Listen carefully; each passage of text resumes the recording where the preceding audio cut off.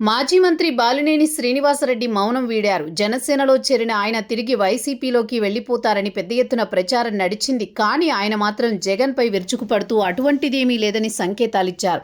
మొన్నటికి మొన్న ముఖ్యమంత్రి చంద్రబాబును కలిసి కీలక చర్చలు జరిపారు. తాను ఎటువంటి పదవులు ఆశించడం లేదని ప్రకటించారు. పదవులు ఆశించడానికి తాను ఎన్నికలకు ముందు రాలేదని, తరువాత మాత్రమే వచ్చానని చెప్పుకొచ్చారు. తాను పార్టీ మారుతున్నానన్న ప్రచారం వెనుక వైసీపీ కుట్ర ఉందని ఆరోపించారు. జగన్ మూర్ఖత్వపు ఆలోచనల వల్లే వైసీపీ ఓడిపోయిందని గుర్తు చేశారు. జగన్ వైఖరి వల్లే తనలాంటి వారు ఓడిపోయారు తప్ప వేరే కారణం లేదని కూడా తేల్చి చెప్పారు. బాలినేని తీరులో స్పష్టమైన మార్పు వచ్చింది. వైఎస్ రాజశేఖర రెడ్డి కుటుంబానికి అత్యంత సన్నిహితుడిగా ఉండేవారు బాలినేని. అయితే ఆయన పార్టీ మారినప్పుడు మళ్లీ వైసీపీలోకి వెళ్లిపోతారన్న అనుమానాలు అధికంగా ఉండేవి. కానీ ఆయన ఒక ప్రత్యేక ఆలోచనతోనే జగన్ నుంచి బయటకు వచ్చేశారు.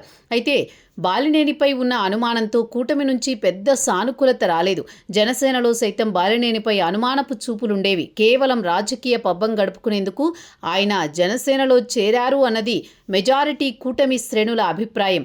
కానీ జనసేనలోకి వచ్చిన ఏడాది కూడా బాలినేని వైఖరి మారలేదు. పైగా జగన్ ఓ రేంజ్లో విరుచుకుపడుతున్నారు. ఆయన విధానాలను తప్పుబడుతున్నారు. బాలినేనికి రాయలసీమ బాధ్యతలు పవన్ అప్పగించినట్టు ప్రచారం నడుస్తోంది. ఇటీవల కొంతమందితో స్థానిక సంస్థలకు సంబంధించి జన సైనికుల అభిప్రాయం తీసుకునే బాధ్యతను కట్టబెట్టిన సంగతి తెలిసిందే.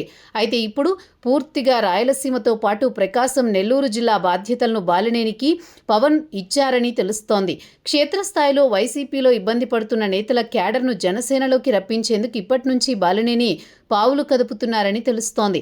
మరోవైపు ఒంగోలు అసెంబ్లీ నియోజకవర్గం విషయంలో ఒక నిర్ణయానికి వచ్చారు. దర్శి నియోజకవర్గాన్ని బాలినేనికి కేటాయించేందుకు చంద్రబాబుతో పాటు పవన్ నిర్ణయానికి వచ్చినట్లు ప్రచారం నడుస్తోంది.